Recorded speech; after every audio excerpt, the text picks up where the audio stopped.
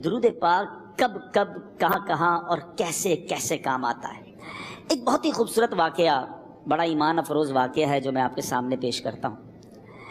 ایک دوست نے اپنے ایک دوسرے دوست کو قرض دیا، اور جب اس نے قرض دیا تو وہ قرض ایک بڑی اماؤنٹ تھی، 3000 دینار۔ وہ ٹائم آ گیا جب اس ٹائم وہ قرض لینے کے لیے اپنے دوست کے پاس گیا کہ بھائی مجھے میرے پیسے واپس دو، تو اس نے کہا کہ پیسے تو نہیں ہے میرے پاس، میں کولیپس ہو گیا ہوں، بزنس اب میرا ختم ہو گیا ہے، میں تمہاری رقم نہیں دے سکتا۔ اس نے ایک اور ٹائم دے دیا اسے کہ ٹھیک ہے اب اتنے دنوں کے بعد میں دے دوں گا۔ وہ ٹائم بھی گزر گیا، اور جب وہ ٹائم بھی گزر گیا تو اس کے بعد اس دوست نے کہا کہ اب تو پیسے دے دو بھائی، میرا ٹائم پورا ہو گیا ہے۔ پھر نہ دے سکا ٹائم۔ آخر کار معاملہ جو ہے وہ کورٹ میں چلا گیا، قاضی کے پاس چلا گیا۔ اب قاضی نے جس کو پیسے دینے تھے اس کو بلایا اور کہا کہ بھائی آپ کو اس کے پیسے دینے ہیں؟ کہتا ہے ہاں پیسے تو دینے ہیں۔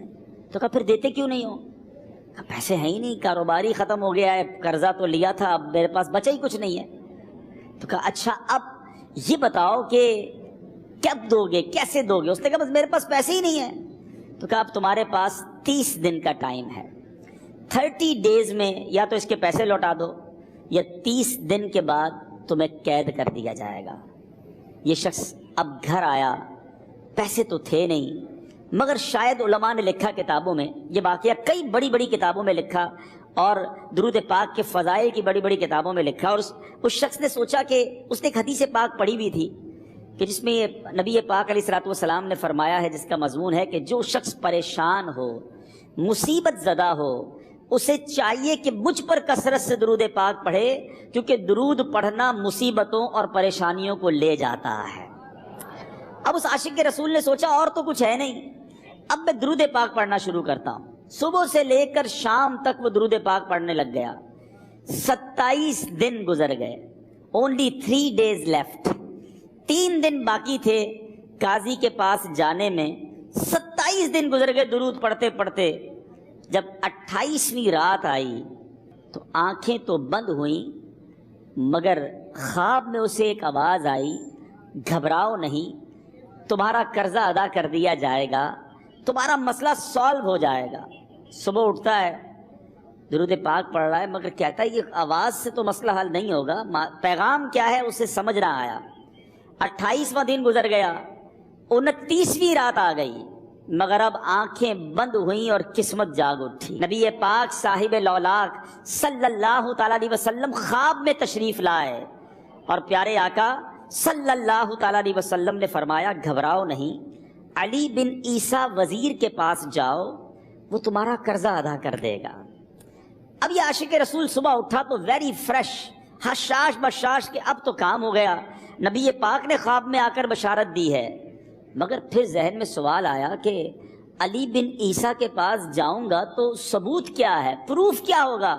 میں جا کر اس کو کہوں گا کہ میرا قرضہ دے دو تو ایسے تو قرضہ نہیں دے دینا، اور میں نے اس کو کہا کہ مجھے نبی پاک نے خواب میں کہا ہے، اور اس نے اگر مجھ سے کوئی نشانی مانگی تو میں نشانی کیا دوں گا؟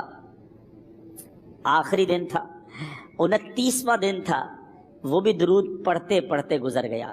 30th نائٹ آ گئی، صبح وہ دن ہے جب عدالت میں جانا ہے۔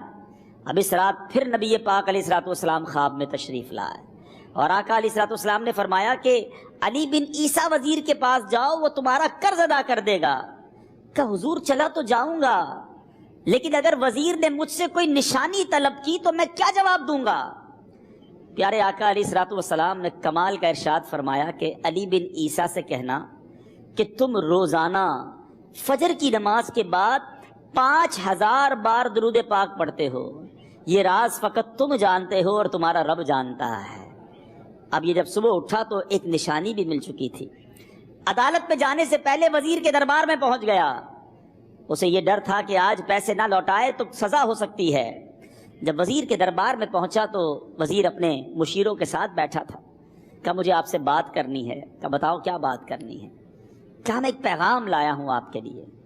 اچھا کس کا پیغام لائے ہو؟ کہا میں نبی پاک جناب محمد مصطفیٰ صلی اللہ تعالیٰ علیہ وسلم کا پیغام لایا ہوں۔ وہ عاشق رسول وزیر تھا، کہتا بتاؤ میرے آقا نے کیا پیغام دیا ہے؟ کہ حضور میں 3000 دینار کا مقروض ہوں، آج آخری دن ہے اور میرے آقا نے مجھے بشارت دی ہے کہ آپ سے کہوں کہ آپ میرا قرض ادا کر دیجئے۔ علی بن عیسیٰ کہتا ہے کوئی ثبوت ہے آپ کے پاس؟ ہے کوئی دلیل بھی ہے آپ کے پاس؟ میں کیسے مان لوں کہ آپ کو نبی پاک علیہ الصلوۃ والسلام نے بھیجا ہے؟ عاشق رسول کہتا ہے خالی ہاتھ نہیں آیا، میرے آقا نے مجھے دلیل بھی عطا فرمائی ہے، مجھے ایک ایویڈنس بھی دیا ہے، اور پروف یہ ہے حضور کہ آپ روزانہ صبح فجر کی نماز کے بعد نبی پاک صلی اللہ تعالیٰ علیہ وسلم کی بارگاہ میں درود و سلام کا نذرانہ پیش کرتے ہیں۔ جب تک 5000 کا عدد پورا نہیں ہوتا آپ اس وقت تک کسی اور سے بات نہیں کرتے، اور اے وزیر صاحب یہ راز صرف آپ کو پتہ ہے اور آپ کا رب جانتا ہے۔ اللہ اکبر۔ وہ وزیر تو جس کو کہے نا جھوم اٹھا، ایسا عاشق رسول وزیر تھا جو روزانہ صبح 5000 درود پڑھتا ہو، اس کی تو عید ہو گئی نا۔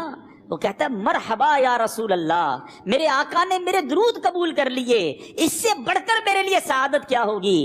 اب یہ وزیر اپنے سیٹ سے اٹھتا ہے، اپنے کمرے میں جاتا ہے، تھوڑی دیر بعد واپس آ کر اس عاشق رسول کے ہاتھ میں 3000 دینار رکھ کر کہتا ہے حضور پہلے 3000 دینار تو نبی پاک کا حکم کی میں ادب سے بجا لاتا ہوں، میرے آقا نے جو حکم فرمایا یہ 3000 دینار آپ کو پیش کرتا ہوں، حضور ایک اور 3000 دینار لیجئے۔ میرے گھر آپ آئے، اتنی اچھی خبر سنائی، آپ نے قدم رنجا فرمایا، یہ 3000 اس کا نذرانہ ہے، اور ایسا کیجئے 3000 اور لیجئے، اس سے اپنے بچوں کے لیے کچھ چھوٹا موٹا کام شروع کیجئے، اور ایک وعدہ کر کے جائیے، آج کے بعد زندگی میں آپ کو جب بھی کوئی کام پڑے میں آپ کا بھائی ہوں، مجھے یہ خدمت کا موقع دیجئے گا۔ اللہ اکبر۔ وہ مقروض جو ایک رات پہلے 3000 دینار کا مقروض تھا، ہو سکتا ہے اس کے بیک آف مائنڈ یہ بھی چل رہا ہو کہ اب شاید کل میں نے جیل میں جا کر، عدالت میں جا کر گرفتاری دے کر جیل میں جانا ہے، مگر اب 9000 دینار ہاتھ میں ہیں۔ عاشق رسول جھومتا ہوا نبی پاک کی یاد میں گھومتا ہوا اب عدالت میں پہنچا۔ عدالت میں everybody expecting over there کہ آج اس نے آنا ہے اور آ کر کہنا یہی ہے کہ پیسے تو نہیں ہیں، گرفتار کر لو، مگر جا کر اس عاشق رسول نے 3000 دینار جج صاحب کے ہاتھ میں رکھ دیے۔ قاضی کہتا ہے پہلے تو یہ بتاؤ پیسے آئے کدھر سے؟ تم تو کہتے تھے غریب ہوں، تم تو کہتے تھے کاروبار نہیں ہے، ایک مہینے میں اتنی بڑی رقم کا انتظام کیسے ہو گیا؟ سبحان اللہ۔ اس عاشق رسول نے گویا زبان حال سے یہ کہا ہوگا کہ یہ تو کرم ہے ان کا، ورنہ مجھ میں تو ایسی بات نہیں، اتنا دیا سرکار نے مجھ کو، اتنی میری اوقات نہیں۔ اس نے وہ پورا واقعہ بھری عدالت میں سنا دیا۔ اللہ اکبر۔ میرے پیارے اسلامی بھائیوں ذرا سوچو پہلے زمانے میں کیسے عاشقان رسول ہوا کرتے تھے، وہ جج، وہ قاضی بھی کیسا سرکار علیہ الصلوۃ والسلام کا عاشق تھا۔ اپنی سیٹ سے اٹھتا ہے، بھرے دربار میں، بھری عدالت میں، وہ اپنے چیمبر میں، اپنے کمرے میں جاتا ہے، اور تھوڑی دیر بعد واپس آ کر اس کے ہاتھ میں بھی 3000 دینار ہیں، اور وہ 3000 دینار جو ہے وہ اس عاشق رسول کے ہاتھ میں رکھتا ہے کہ سارا ثواب علی بن عیسیٰ کیسے لے جائے، میں بھی تو نبی پاک کا غلام ہوں، میں تمہارا قرضہ میں ادا کرتا ہوں۔ اچھا، اب ایک اور عجیب سینیریو یہ بن گیا کہ جس نے کیس کیا تھا، جس نے دعویٰ کیا تھا، وہ بھی یہ سارا منظر دیکھ رہا تھا۔ کہتا ہے جج صاحب ذرا رکیے، میں بھی اپنے آقا کا امتی ہوں، اور ایک کام کیجئے، قلم کاغذ منگوائیے، اس عاشق رسول کا قرضہ ہی میں معاف کر دیتا ہوں۔ اچھا، اب عاشق رسول نے وہ واپس 3000 دینار جو جج صاحب نے دیے تھے وہ واپس جج صاحب کو دیے کہ حضور یہ پیسے آپ ہی رکھ لیں، قرضہ ہی معاف ہو گیا، اب آپ کے پیسے کا میں نے کیا کرنا ہے؟ جج صاحب کہتے ہیں جو پیسے نبی پاک کے نام پر نکالے ہیں اب مجھے واپس نہیں چاہیے، یہ بھی تم اپنے ساتھ لے جاؤ۔ اللہ اکبر۔ میرے میٹھے اسلامی بھائیوں، وہ عاشق رسول ایک رات پہلے 3000 دینار کا مقروض ہے، اب 12000 دینار لے کر گھر کو واپس جا رہا ہے۔